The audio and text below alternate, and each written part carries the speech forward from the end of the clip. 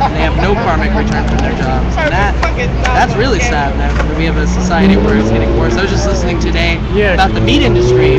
It's kind of back to where it was in the Upton Sinclair days, because they're trying to make them kill the chickens faster, and instead of actually like taking time to properly slaughter an animal, you just cut the head all day. One guy cuts the head, one guy cuts the feet, and because they do these repetitive motions all day, they get sloppy and they chop off their fingers, and there's all these accidents, and there's no more unions in the meat industry, so it's all these, once again, undocumented workers. Not that I have a problem with that, I just think we used to have unions in this country, people used to be paid a fair wage. It's gone. There's very few people. Also, a study that came out this year scientifically proves the more expensive your car is, the more likely you are to break the law in it, because you have no consequence for your action. Your actions are, you get a $500 summons, that's nothing. For me, that would be like, a week's pay. Your life. So, like, I would have the choice of food or paying the summons. They would be like, oh, slave assistant, pay my summons for. They don't even have to pay their own summonses. Like, they could just rack them up. So, I don't understand how tickets aren't based off of your income tax returns. That would seem fair, don't you think? Yeah. So maybe if I'm in like the second tax bracket, I make like between $10,000 and $20,000 a year, I should pay $20 for my ticket, whereas somebody driving a Lamborghini should maybe pay $120 or $220 and same thing with tolls when you go over the bridge. Why do I pay $12, whereas somebody who can easily pay $60 doesn't pay $60? Like Bloomberg should have to pay $1,000 every time he comes over the bridge, because proportionately it's nothing to him, but proportionately to me, I think we can have a capitalistic system that's proportional. I think I have a better idea, but I have to turn this way. Yeah. What's your idea? My idea is we should impose air tax.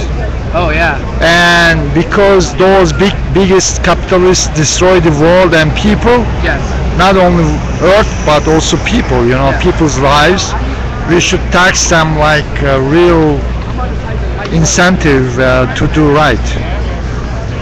Sounds good to me. Or maybe we should just have no money.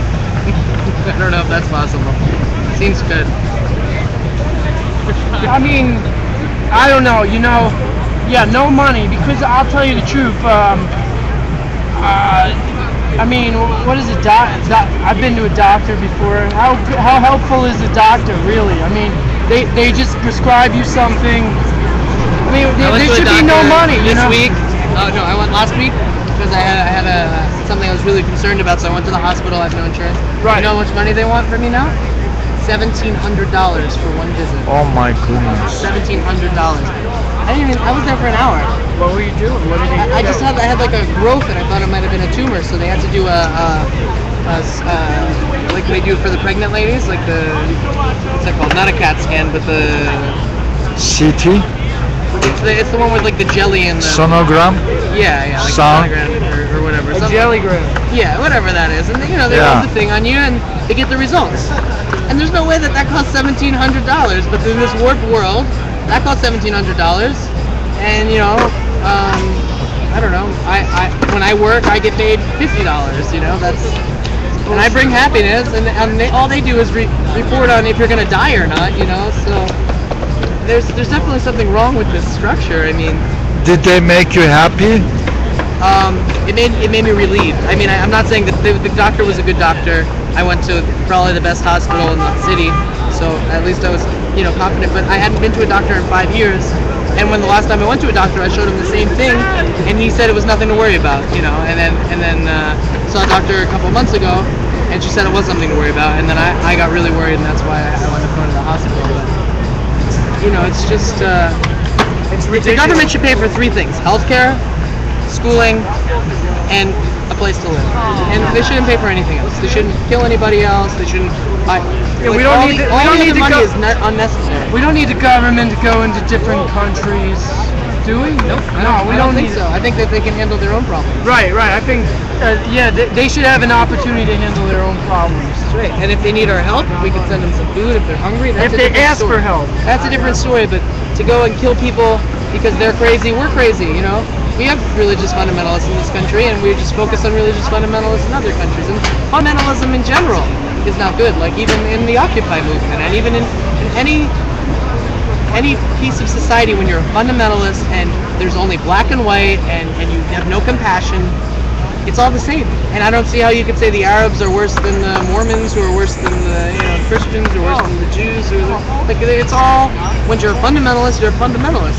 Yeah, and even atheists. I mean, honestly, to be like, oh well, we must only trust science and do not trust our inside because our inside doesn't exist. We have no soul. That to me is black and white. Like I'm not there with them. I'm like, I don't know. I don't know why I'm here. But I know science is good and it's helping us, but I'm not going to say that I have no soul. Like that's a little presumptive. I mean, I feel all these emotions. I'm emotional energy incarnate. You can't say for sure. anything is wrong. Right, and I think so we should avoid fundamentalism and yeah, fundamentalism. I mean, that's what these police are. They're capitalist fundamentalists. I mean, they're just they have no compassion. Do you think we don't avoid fundamentalism because it's easy? It's easy to say this is wrong, this is right. It's hard to say gray matter. It's hard to forgive people. It's hard to forgive people. But it's really important. It's really important to forgive people. I think it's even harder to forgive yourself too. Yeah. We live in a world where people don't forgive each other and they don't forgive themselves. Did you try to forgive yourself in your life? Yeah, I have to forgive myself for not performing and editing wedding videos. For a little luxury, yeah? I have to forgive myself for doing that. Because I feel my purpose is to perform and entertain people. It's not to, I edit wedding videos so it makes the people who do the marriage happy. It makes them happy. And what is the marriage these days is my question, Is it good? You believe in marriage? I don't believe in it's up to the people. It doesn't matter if I believe in it or not. Well I mean, not black and white again, the right? structure that is a marriage is just at this point, from what I could see, like my one cousin's wedding was kind of nice. It was small and like in their yard and stuff, and I could understand that, I guess. It was like a fun party, a little stressful but fun.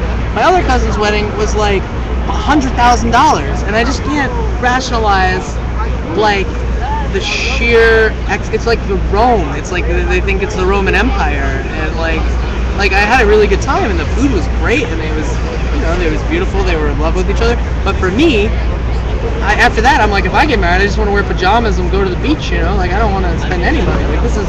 I mean, I've been with the same person for 7 years. I am married as far as I'm concerned, but my family is like, you're not married. I'm like, well, I think I am. I live with the same person. I sleep with the same person every day. We have a dog. Why do you care what your parents think?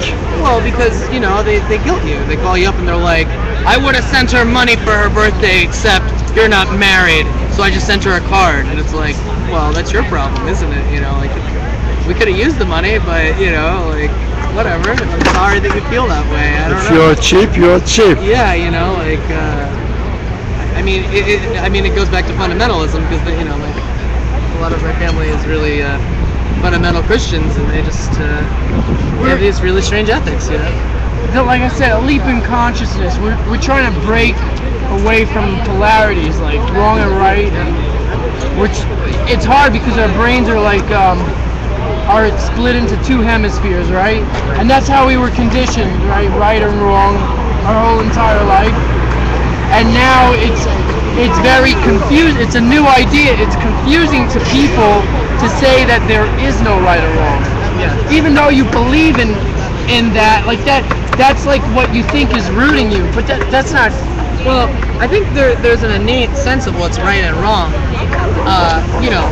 but I think that like the police have no idea what that is, you know what I mean? Like I don't think society is currently judging right and wrong correctly, but I think in each soul, you have it, like it's wrong to go and punch somebody in the face. It's wrong to eat somebody's face off. Right. You just know that that's wrong. Like you see it and your stomach turns if you're a normal person. So right. I think certain amounts of right and wrong are quite apparent, and whereas other things like owing $200 to bureaucracy, that isn't right or wrong. That's just fucking bullshit. You know what I mean? And a lot of it's just fucking bullshit. But there's definitely some kind of, you know, human understanding of right and wrong actions. Like yeah, maybe polyamory is possible, but I know 9 out of 10 people, when they see their girlfriend sleeping with somebody else, get this burning, murderous rage in their stomach. And I don't think that's from conditioning. I think it's from a human nature, animal instinct. Yeah, instinct. Jealousy. That it's not even jealousy. It's like it's not right, man. It's like we are a team, and